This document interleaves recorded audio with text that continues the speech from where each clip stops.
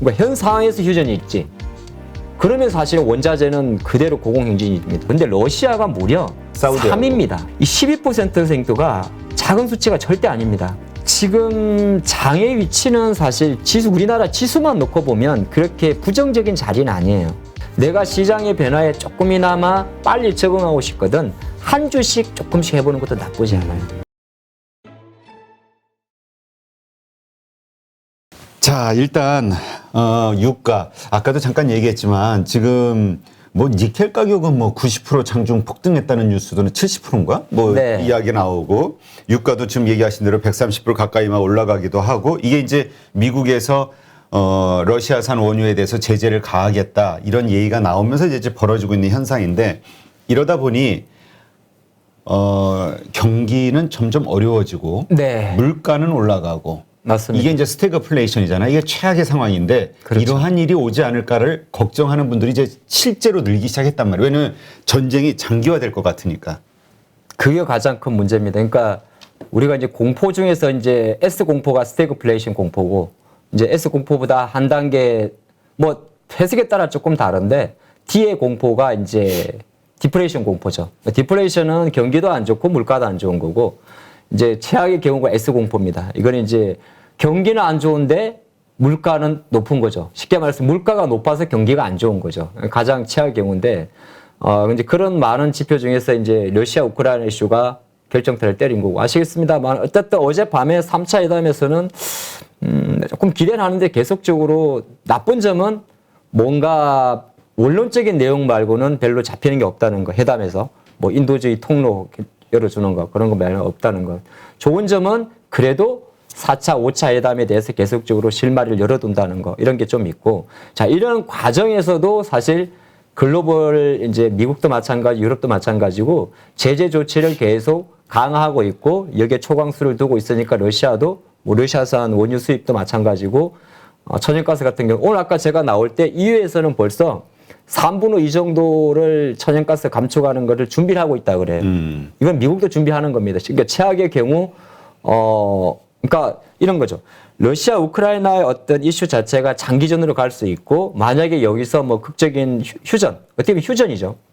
그러니까 휴전이라는 것도 표현이 좀 되게 애매한데 과연 휴전의 의미가 뭘까도 생각해 볼 수 있거든요. 그러니까 현 상황에서 휴전이 있지.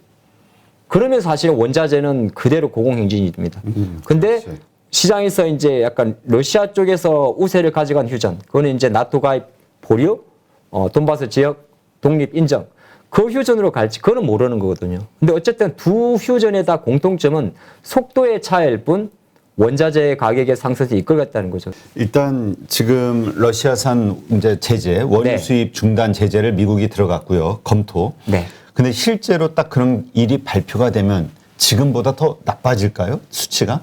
원유 WTI 지수가 만약에 더 실제적으로 미국이 어제 그 펠로시 하원 의장이 하원에 발의를 했거든요. 러시아산 원유 수입을 중단하자. 중단하자. 그래서 지금 제가 마침 대표님께서 물어보실 것 같아가지고 또 제가 자료를 준비했죠. 네, 옥신 보여주시죠. 각신. 자, 이건 2019년도 기준입니다. 2019년도 기준으로 보면 글로벌 이제 원유 생산량 순위예요. 이게 보게 되면, 그러니까 이게 가볍게 볼 건 아니에요.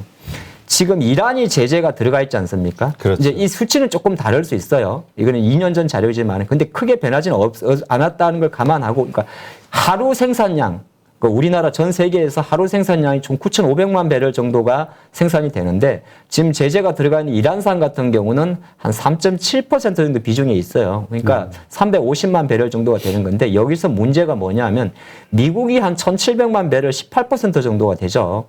오른쪽은 상관없어요. 여기는 매장량은 사실 베네수엘라 1위라도 뭐 목해면은 필요 없는 거니까 그렇지. 생산량 기준으로 좀 봐주시면 좋을 것 같은데 1위가 미국인데 하필이면 2위가 보니까 사우디죠. 그렇죠. 사우디가 12%. 근데 러시아가 무려 보면 비슷하네. 사우디하고. 3위입니다. 그러니까 일각에서 이렇게 이야기하는 거죠.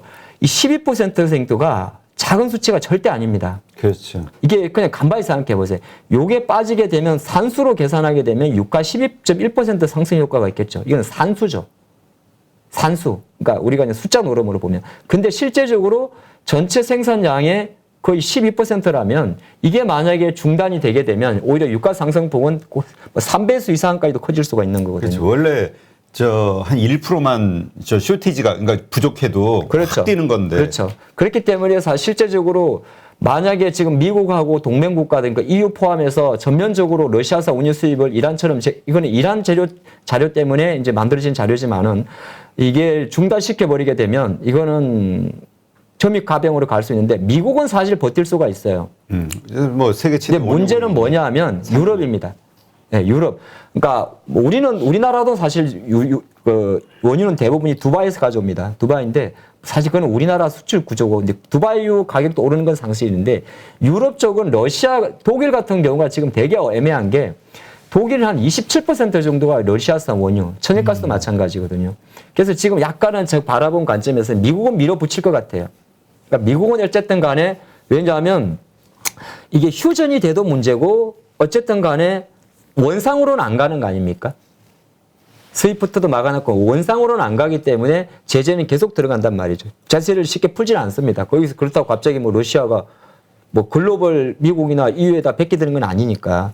그러면 결정적 일정 부분의 유가 상승 부분은 계속 가는 부분인데 문제는 유럽이고, 유럽은 근데 아까 보니까 아까 잠깐 말씀드린 EU에서는 이제 준비를 하고 있대. 미국도 사실 준비를 하고 있어요. 미국도 이미 한 일정 부분 이제 러시아산 원유 구매 자체를 안 한다는 겁니다. 석유 바이어들이. 그리고 사우디 쪽은 뭐라 그러냐면 사우디 쪽은 조금 경계를 해요. 야, 이거 러시아산 원유 수입 안 하면 이거 유가 급등하는 거 잡지 못할 건데 앞에선 그래놓고 자기들은 감산 안 합니다. 그럼 무슨 말이죠? 그럼 이럴 때 좀 팔자. 그렇죠. 수익 내자. 그런 관점에서 봤을 때는 왜 사우디 중동 국가들은 2008년, 2014년에 유가가 6개월 만에 반토막 나는 걸 봤거든요. 그렇기 때문에 실제 무리하게 감산으로 가지 않을 거고 오히려 정산으로 가지 않는 거죠. 정산을 해야 이제 공급이 늘어나는 건데 그럴 수 없는 관점에서 보게 되면 충분히 지금 당장 결론은 낼 수 없습니다만은 이 러시아 제재 이슈는 지금 상당히 시장 관점에서는 우리가 계속적으로 모니터링을 해야 되는 이슈고 당장 그냥 표면적으로 러시아가 이 정도니까 원유 수입까지는 안 갈 거야. 그렇게 단정 짓기는 조금 어렵다. 조금 계속적으로 좀 봐야 될 것 같다. 그런 말씀 드리겠습니다. 네, 알겠습니다. 자, 그렇다면 최근에 이 에너지주, 정유주 이런 데 이제 투자한 분들이 많단 말이에요. 미국 쪽이 됐든 뭐 국내 증시가 됐든. 그렇죠. 이런 분들 입장에서는 어떻게 해야 될까요? 계속 뭐랄까 지금에서도 또 신규 투자 관점에서 접근해도 될지 에너지주. 정유주는 뭐 여기 나오시는 분들마다 또 의견이 다르겠지만 저는 약간 보수적이에요. 이게 오늘 제가 자료는 준비 안 했는데 정유주는 결정적으로 스프레드를 먹는 거잖아요. 수익 구조가. 근데 지금 $100인데 이 정제 스프레드의 가격 상승폭이 못 따라갑니다. 지금 $10 정도 초반에 있는 거거든요. 그러니까 실적이 나쁘진 않는데 S월도 지난해 잘 나왔지 않습니까? 중요한 건 뭐가 문제냐? S공포가 들어가게 되면 전방 산업이 죽어버리기 때문에 얘네들이 정유사 입장에서 쉽게 말해서 마진이 첨가하는 건 사실인데 또 한편으로 보게 되면 유가가 보통 3개월에서 6개월 정도 걸린다고 하더라고요. 정제 마진이 개선 속도가. 근데 지금 원가가 $100, $120 올라가 버리면 정제 마진이 개선될 수가 없어요. 그러니까 제한적이니까 정유주도 저는 나쁘다는 게 아니라 투자 관점에서는 별로 매력을 모르겠습니다. 대신 이제 시장에서 이야기하는 028, 050 같은 삼성 엔지니어링, 뭐 LX 이런 거 자원 개발주들이 있지 않습니까? 이 종목들은 계속 좀 보셔도 돼요. 그러니까 신재생 에너지주. 네, 조금 정리부터 하면 이 자원 개발주도 그러니까 천연가스든 석유를 개발한 회사들. 그래서 요새 종합상사주가 괜찮다고. 네, 상사 LX 인터내셔널, 그러니까 뭐 포스코 인터내셔널 이런 기업들은 지금 주가가 이번 주에 좀 많이 슈팅이 나서 그렇지 만약에 좀 장기적으로 보시는 분은 왜 아까 말씀드렸잖아요. 유가는 $120든 $100든 비싼 건 비싼 거거든요. 아까 올랐던 니켈이 $40,000까지 가도 또 $30,000까지 내려올지 모르겠지만 똑같은 거야. 자, 그렇다면 지금 이 시점 그냥 가만히 그러니까 어떤 분은 뭐 사지도 말고 팔지도 말고 지금 같은 복잡한 불확실성이 가득 차 있을 때는 이런 얘기 하시는 분도 있는데 그래도 또 현금을 좀 들고 있거나 아니면 그래도 이 힘든 장을 버티기 위해서 약간의 수익을 좀 내고 싶어 하는 분들 살만한 게 있을까요? 지금 장의 위치는 사실 우리나라 지수만 놓고 보면 그렇게 부정적인 자리는 아니에요. 왜 이런 말씀드리냐면 어쨌든 제가 차트 좀 띄워놨는데 코스피 지수를 잘 보면 1월에 한 10몇 프로 빠졌다가 그냥 그 자리에 있는 거예요. 그 자리에 있다는 말이 뭐냐면 이렇게 급락하던 자리가 아니라는 거죠.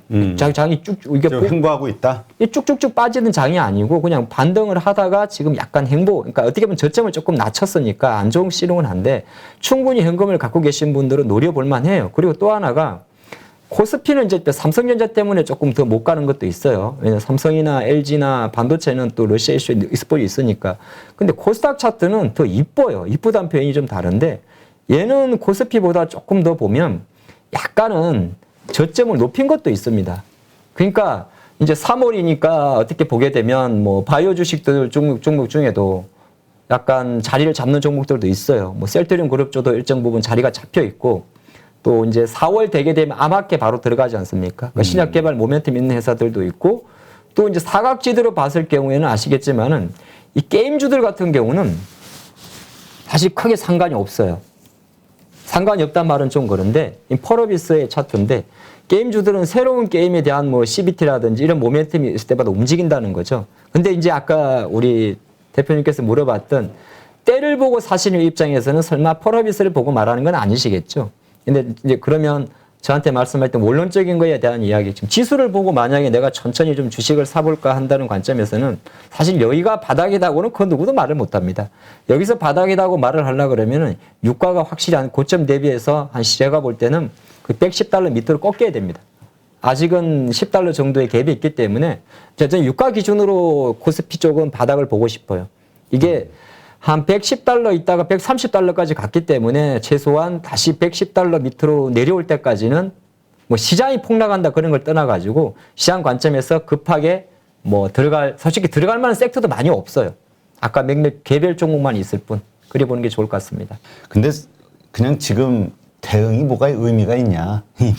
이렇게 내려온 상황에서 그냥 가만히 있어야 된다. 이런 의견이 주로 많긴 하더라고요. 근데 그게 맞아요. 여기서 잔재주 부려도 괜찮고요. 여러분들이 능력과 재주가 있으시다면 잔재주란 건 딴 게 아니라 뭐 일정 부분 조금씩 왜냐 그런 것도 있어요. 내가 단타든 중타든 이걸 떠나가지고 만약에 5천만 원이라는 자금이 있어요. 5천만 원 자금 중에서 4,500만 원이 물렸어요. 뭐 왕창 물린 것도 있고 적당히 물린 것도 있고 물렸는데 한 500 정도의 자금이 있어요. 근데 그런 걸 가지고 이렇게 계속 그냥 조금씩 저는 오히려 해보라 그래요. 왜냐하면 돈 벌려 하는 게 아니야.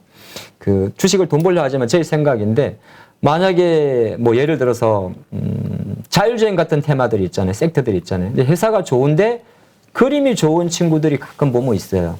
그림이 좋은 친구들. 왜 현대오토웨버 이런 기업들이 있어요. 현대오토웨버는 나름대로 이제 뭐 현대차 그룹의 SI면서 자율주행이면서 로봇이면서 이런 기업들이잖아요. 그래서 가끔 이럴 때는 어떤 전략이 좀 좋냐 하면 두 가지 방법입니다. 아예 그냥 쉬어버리는 방법도 하나 있고 근데 내가 시장의 변화에 조금이나마 빨리 적응하고 싶거든 한 주씩 조금씩 해보는 것도 나쁘지 않아요. 그 우리 보초병 세운다. 네. 그러면서 이게 가네 그러면 지금 돈이 어디로 가고 있는지를 조금 느낄 수 있어요. 이게 일반 투자자분들이 잘 안 되시는 건데 저는 권하는 어떻게 하는 거냐면 여러 가지 방법이 장이 이렇게 불안하거나 할 때는 내가 왜 투자를 하다 보면 항상 그런 이야기를 하거든요. 살 걸. 살 걸. 그래서 그걸 하는 방법이 돈이 들어가게 되면 사람이 그 심리에 흔들려요. 그렇지 않습니까? 근데 대표님이 저 손목 걸고 진에어 사두셨잖아요. 아직 들고 있는 거는 대표님이 이제 저를 대한 믿음인데 사실은 항공주는 지금 보면 안 되는 섹터 아닙니까? 그렇죠. 왜냐하면 유가라든지 한일이 있으니까. 근데 어차피 그건 트라이 하신 거잖아요. 그러니까 여러분 똑같은 말. 내가 컨트롤 가능한 자금, 쉽게 말해서 아까 5천이라고 매일 한 주씩 해보는 것도 괜찮아요. 근데 그거를 막연하게 하시면 안 돼요. 예를 들어서 뭐 말을 꺼냈으니까 좀 지으면 그냥 그러면 또 기아차 그냥 사볼까. 그렇게 막연하면 안 돼. 그러니까 많이 빠졌으니까. 네, 그런 거 말고.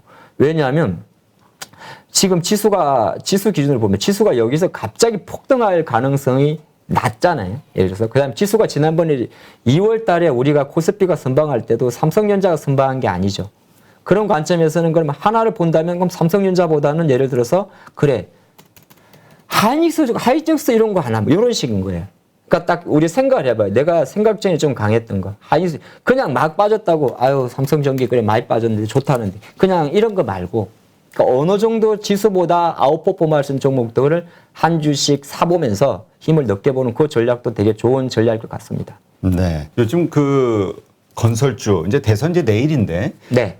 계속 뭐 누가 되든 건설주는 앞으로 계속 좋지 않겠냐. 왜냐하면 지금 부동산 문제 해결을 해야 되니 뭐 그런 이야기도 있긴 해요. 근데 어쨌건 지금 현대건설 좀 대형주 중심으로 봐야 되지 않냐라고 하는데 지금 마침 질문이 현대건설 DLENC 질문이 들어왔거든요.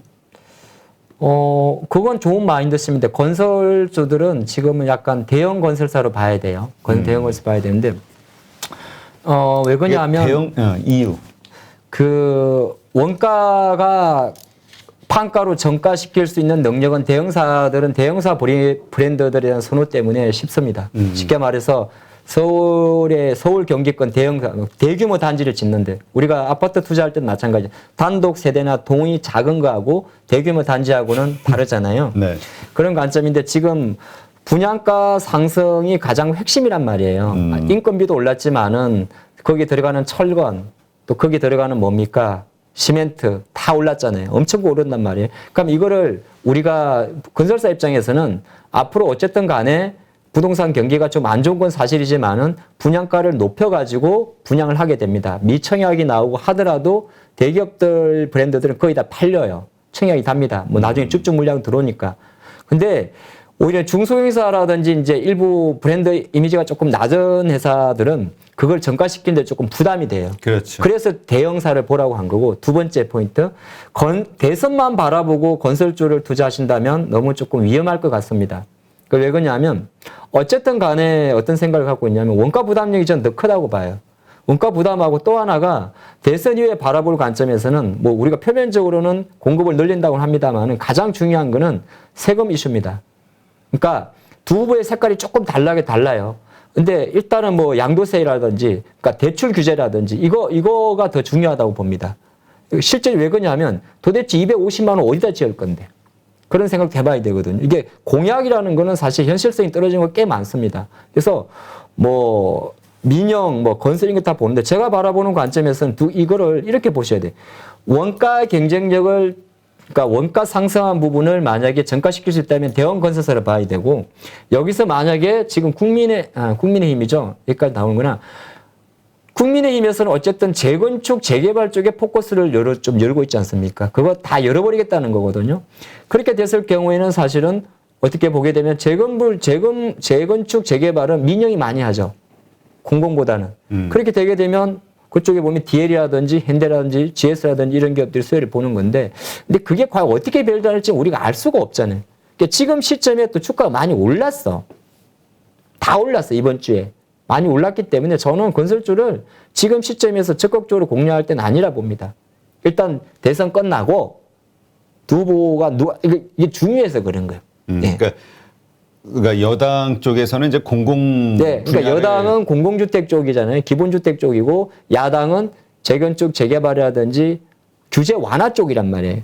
왜? 세금까지 건들다 그러는 거예요. 근데 이 결과에 따라서 좀 달라져요. 그러니까 제가 바라본 건 포인트는 공공이냐 민영이냐도 되게 중요한데 사실은 그거보다는 오히려 저는 어디에 빼냐면 규제를 푸냐 안 푸냐가 더 중요할 것 같습니다. 그러니까 규제. 뭐 아시겠지만 지금 9억 이하는 중도금 대출 안 되지 않습니까? 그런 규제들 그거 말씀드리고 싶었습니다. 네. 일단 그 정책 뭐라 그래요? 로드맵. 이 인수위가 생기면서 이제 여러 가지 정책 만들잖아요. 네. 그거를 잘 봐야 된다고 하더라고. 그렇습니다. 건설주는 거기에서 이제 그 앞으로의 흐름이라든가 네. 더 들고 갈지 말지를 그 내용을 보고 결정을 해야 된다. 맞습니다. 어쨌든 근데 분명히 건설주가 인플레이션에 노출된 건 우리가 간과하면 안 될 것 같습니다. 지금은 인플레이션에 대한 건설주의 노출 익스포저가 공급에 대한 기대감보다는 조금 높다고 볼 수 있을 것 같습니다. 네. 이런 글이 올라왔어요. 지금 무슨 종목 상담의 의미가 있겠냐. 다 빠지는 건데. 의미가 있습니다. 아, 의미 있나요? 네, 어떤 의미가 있죠? 항상 시장은 모든 사람들이 두려워할 때 반등을 하고 저는 그런 생각입니다. 특히나 오늘처럼 이렇게 하락을 하지 않고 하락을 멈춰준 장에서는 여러분들이 주식하는 사람들은 마음가짐이 되게 중요한데요. 장이 만약에 올랐어요. 그럼 조금 지금 기준으로 2,800포인트에서 장을 보신 분하고 900포인트 본 사람은 한 분은 벌써 수익을 안고 가고 있고요. 한 분은 이제 비싸게 살 수도 있는 겁니다. 그래서 아까 저는 항상 종목은 좋으나 나쁘나 주식하시는 분들은 보셔야 됩니다. 피하는 게 아니고 보셔야 되고 내가 주식을 들고 있던 들고 있지 않던 단 한 주라도 매매를 하면서 흐름을 느껴야 됩니다. 감을 잃으면 전부를 잃는 거거든요. 그래서 장이 폭락을 해도 종목은 파야 됩니다. 예. 아주 확신 있게 말씀하시는군요. 아, 그럼요. 네. 멋있습니다. 그런 의미에서 네. 그럼에도 불구하고 이 시장이 너무 힘들어. 그러니까는 막 아까 댓글에서도 올라온 것처럼 팔아야 돼. 이거 더 빠지면 어떡하지? 이게 왜 이런 거 있잖아요.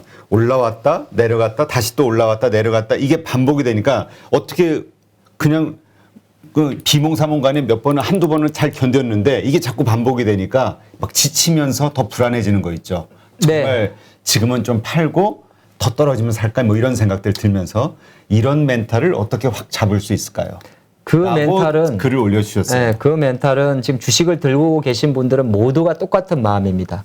그러니까 이제 잔고를 딱 열어보면 어떤 생각부터 하냐 하면은 과연 본전이 갈 걸 수 있을까? 그게 제일 커요. 그렇지. 네, 내가 그다음에 첫 번째는 순리적으로 내가 지금 계좌가 뭐 전체 잔고 기준으로 뭐 어쨌든 기준 시점 기준으로 한 30에서 40% 심지어 50% 이상까지 내려가 있다고 했을 때 이게 본전이 될 수 있을까? 그 생각이 드는데 그 대답에 대해서는 본인한테도 자신이 없어요. 똑같어. 누구한테 말해도 똑같아요. 이거 어떻게 알아? 예를 들어서. 그럼 그거는 누구나 겪는 과정이니까 거기는 짧게 보시고 두 번째는 내가 지금 갖고 있는 종목들이 나중에 시장이 올라갈 때 정말 잘 갈 수 있을까? 그거에 대한 고민을 계속 해주는 게 좋을 것 같고 그렇지. 근데 고민도 됐는데 좀 정리는 됐어. 요거는 좀 어려울 것 같고 요거는 조금 그래도 아까 뭐 제가 조금 좋은 쪽으로 말한 섹터들 있잖아요. 그런 거는 갭살 같아. 그러면 그냥 거기까지만 해두세요. 그리고 움직일 때 대응하시면 돼요. 그러니까 저는 그런 말씀드리고 지금 그렇다고 해서 미리 급하게 움직일 필요는 없어요. 이게 2월 달이랑 3월이랑 또 다릅니다. 1월 달처럼 급락을 할 때는 급하게 움직일 때가 맞아요. 조금 비중으로 봐가지고 나중에 올라올 친구가 힘든 거는 조금 줄여놓고. 근데 대부분 어떻게 하시죠? 수익 난 거 팔고 손실 난 거 놔두고 손실 난 거 밑에서 밑장 깔라고 딱 준비하잖아요. 거기서부터 잘못된 거거든요. 그래서 아까 제가 우리 오늘 방송 처음 시작할 때 담은 한 주라도 한번 사봐. 네. 그런 말씀드리면 지금은 약간 고를 때입니다. 내가 적극적으로 계좌를 살리기 위해서 뭔가 좀 가감한 액션과 결단할 때가 아니라 아예 그것도 싫으면 그래도 계속 보면서 내가 어떤 종목을 갖고 있는데 이게 올라갈 수 있을까 이런 거 좀 보고 아니면은 실제적으로 한 주라도 그렇게 해보면서 계속 흐름을 잡는 거 그게 중요할 것 같습니다. 네.